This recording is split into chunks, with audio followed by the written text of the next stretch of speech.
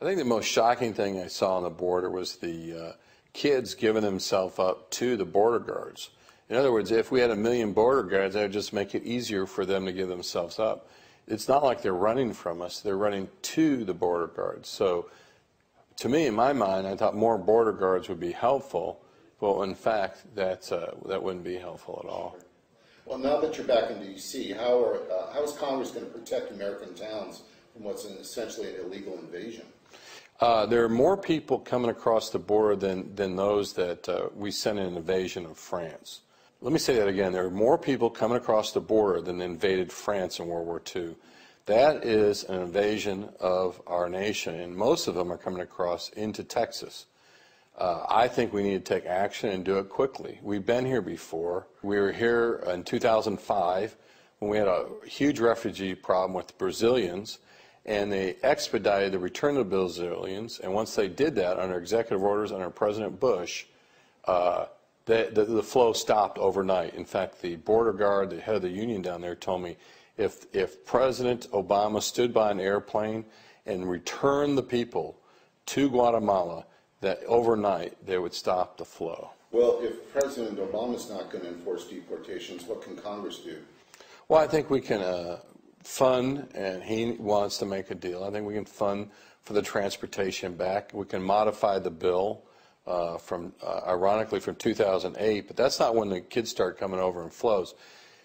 They came as an invasion in this nation when Obama declared permission that would be granted under what was called the DREAM Act. The DREAM Act basically said if you're here, we'll allow your citizenship. Now, when it got down to Central America, they misinterpreted that, and they realized, the drug smugglers realized, if they but grab these kids, in some cases it seems like kidnapping, especially after what I saw firsthand where a little girl was crying saying she wanted to go home. They took action and they sent them north, and they're sending them north primarily on the promise of the DREAM Act. And you can look at the numbers. As soon as President Obama announces the DREAM Act, the numbers shoot through the roof of illegal immigrants. So you don't think these are refugees in the sense that they're running from something? You think they're running towards? No, there's more cities have a higher murder rate than Guatemala in the United States. Does that mean we're going to get refugees from Chicago? Can the National Guard be deployed? Can Congress do it? National Guard should be deployed, and the federal government should pick up the tab for that. Right now, the border guards are so busy feeding the children, taking care of the children. They're not doing the regular responsibilities. It'd be nice if we could have more people down there helping out. There's not enough people. We drove around for an hour and a half and didn't see anybody. In fact, ironically, a group of families that we met with children, they were upset that they couldn't find the border guards to surrender to. They walked around trying to find somebody. So we need more help, but we also need the president and others to take action to return the people home. It is safer. It's more humane. Think about this. When they travel 1,000 miles, some people took 30 days to get there, from their homes, up through the period that they're traveling, there's many people are raped, murdered, kidnapped. It is a boon to the drug smugglers and the other people that are taking advantage of these people.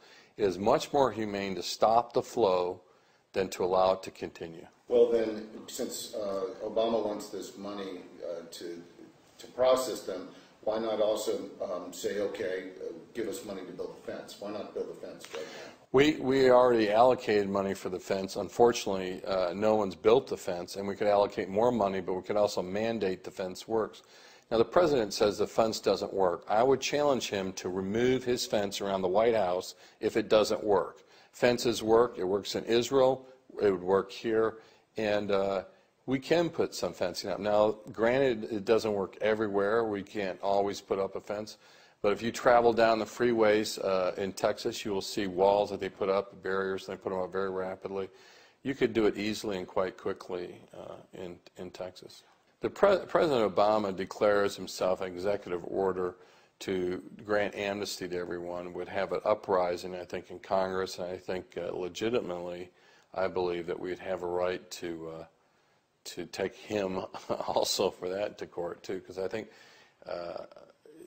that's going beyond executive orders or going beyond the executive, that's actually legislative, and that nobody's violating the Separation of Powers Act. And you cannot, in an executive branch, step on the legislation and say, hey, I'm going to do this. Maybe because he hasn't been in office that long. He really wasn't a state senator that long, and he wasn't really a United States senator for that long before he became president.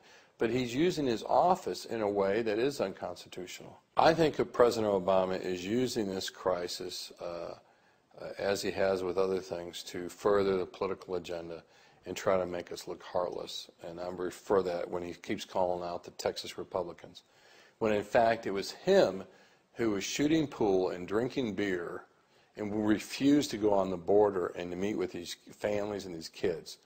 To me, that speaks volumes about his true heart. It speaks volumes about who he is as a man. He should go down on the border. He should meet with the families, and he needs to show more compassion, and he also needs to take action.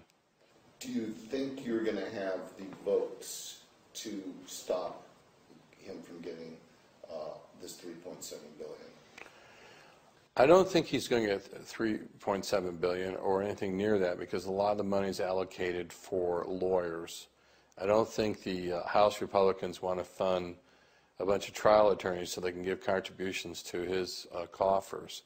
The money should be directed at building a wall, completing the wall, and helping with the children directly in terms of food and aid.